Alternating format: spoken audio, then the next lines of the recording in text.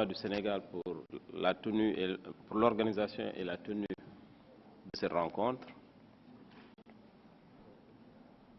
Mais sachez avec moi que Dakar, c'est la terre africaine de l'accueil de la Teranga, comme l'a dit le docteur Ibrahim Bokar, et que ça rentre dans l'ordre normal des choses. Vous êtes chez vous. Excellence, Monsieur le Commissaire en charge des politiques macroéconomiques de la Commission de la CEDEAO, Monsieur le représentant de Madame la coordonnatrice du système des Nations Unies au Sénégal, Monsieur le directeur du bureau de la CIA pour l'Afrique de l'Ouest, Mesdames, Messieurs les représentants des organisations, je vous souhaite la bienvenue au pays de la Teranga et aux présentes assises de la 18e session du Comité intergouvernemental des experts de l'Afrique de l'Ouest,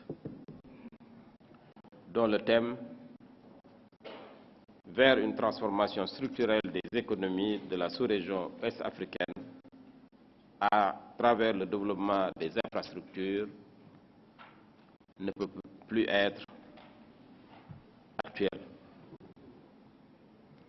Le gouvernement du Sénégal apprécie à sa juste valeur l'initiative prise par la Commission économique des Nations Unies pour l'Afrique, CIA, d'organiser cette session de la réunion statutaire de son bureau pour l'Afrique de l'Ouest, ici à Dakar. Je tiens à saluer la présence du commissaire en charge des politiques macroéconomiques de la Commission de la CEDEAO, présence qui témoigne de l'importance de la CEDEAO, que la CEDEAO attache à l'action que mène la CEA en faveur du développement économique et social de notre sous-région. J'exprime également le plaisir du gouvernement d'accueillir les experts de haut niveau ici présents, à qui je souhaite la bienvenue au Sénégal. Chers délégués des États membres, frères, je vous invite à vous sentir à la maison et espère que votre séjour au Sénégal sera agréable. Excellences, Mesdames et Messieurs, distingués invités, le Comité intergouvernemental des experts, organe établi par l'Assemblée générale des Nations unies, nous donne l'opportunité chaque année de débattre et de prendre en compte les spécificités des sous-régions africaines dans le cadre de l'appui que la CEA apporte à la formulation et à la mise en œuvre des politiques et programmes de développement économique et social du continent. En cela, nous saluons le rôle que joue la CIA dans l'harmonisation des politiques et la promotion du développement du continent africain et de son plaidoyer pour la défense et la prise en compte de nos priorités au niveau international.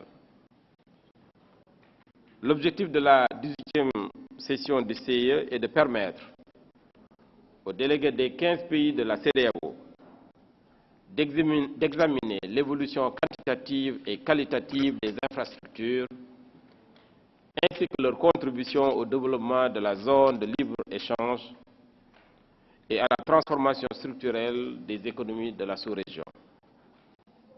Vous serez également appelés à identifier les enjeux et défis qui se posent à la sous-région dans ses efforts de définition, de développement, de financement et d'évaluation des projets d'infrastructure, ainsi que l'optimisation de leur contribution au développement économique et à la transformation structurelle de nos économies.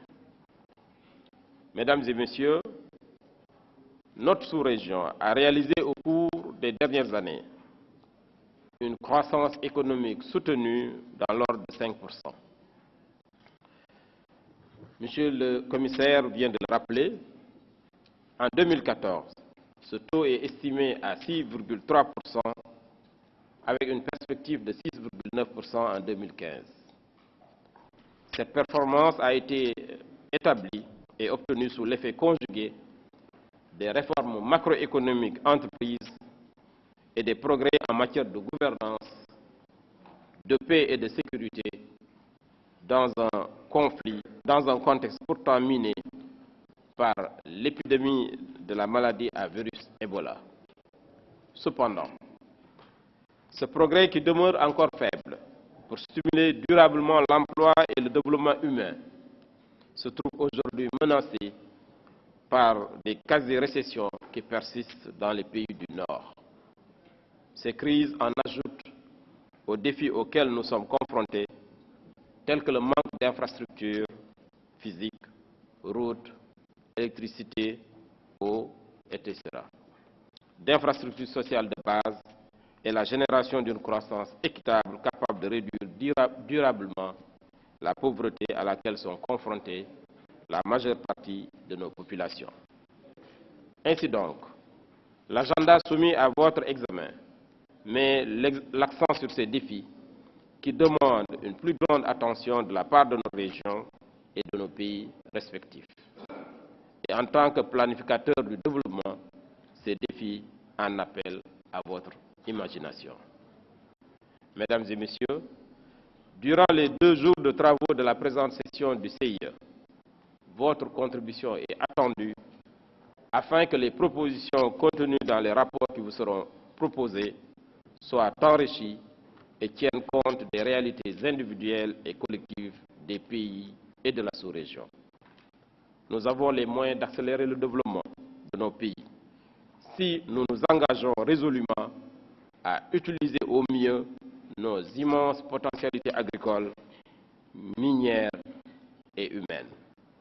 Et si nous savons prévoir et soutenir les infrastructures qui impactent directement notre potentiel de production et d'accès au marché. Mesdames et Messieurs, l'impact des infrastructures dans le développement économique est incontestable.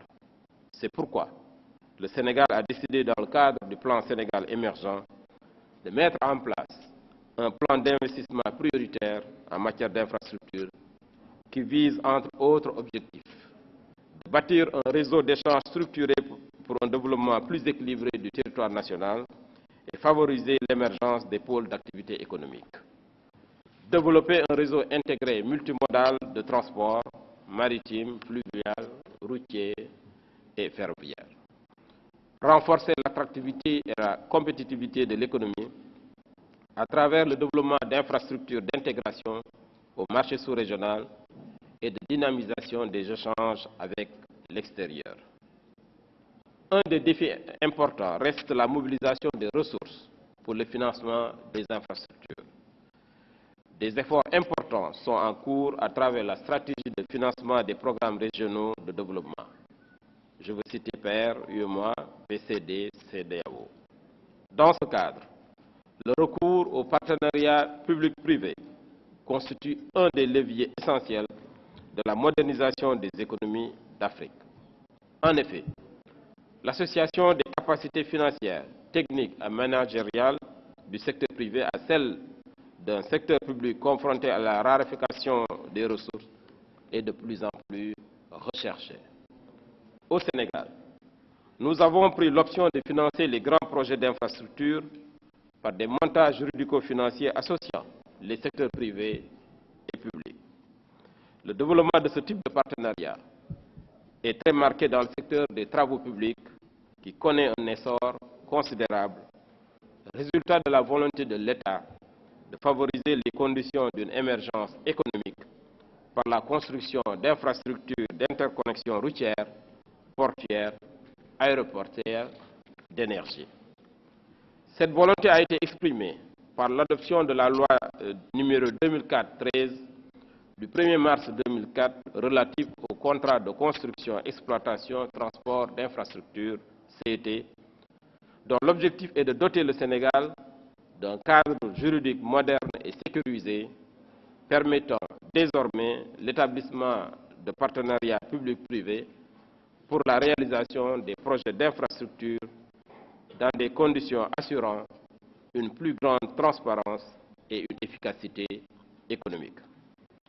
Cette loi CET 2004 a été améliorée est remplacée par la loi 2014-09 relative au contrat de partenariat qui élargit le champ d'application pour couvrir tous les secteurs prioritaires, le renforcement de la participation du secteur privé national, l'introduction de mesures incitatives pour les entreprises de l'UEMOA, entre autres.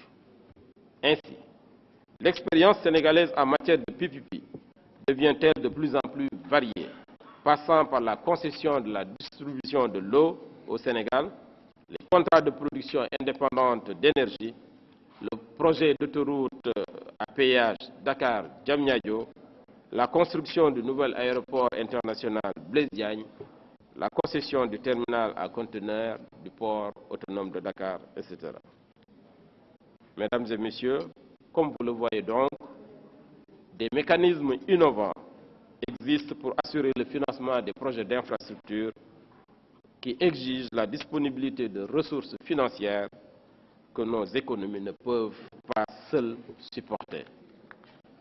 Cette rencontre sera pour le Sénégal et pour l'ensemble des participants de partager une expérience et des expériences en matière de développement et de financement de projets d'infrastructure à travers le partenariat public-privé. Je voudrais compter sur votre expertise et votre diligence dans les délibérations. Elle exige une participation active et de fructueux échanges d'expériences afin de donner un contenu concret à vos recommandations. Je ne puis terminer mon propos sans présenter les vifs remerciements du Sénégal aux autorités de la CIA, en l'occurrence le directeur du bureau sous-régional pour l'Afrique de l'Ouest, à Madame la coordonnatrice du système des Nations Unies à Dakar et à son Excellence le commissaire chargé des politiques macroéconomiques pour les efforts entrepris en vue de promouvoir les chantiers de l'intégration et du développement économique au sein de la CEDEAO, sans oublier le président sortant. C'est sur ces mots d'espoir et en souhaitant plein succès à vos travaux que je déclare ouverte la 18e session du comité intergouvernemental des experts de l'Afrique de l'Ouest. Je vous remercie de votre aimable attention.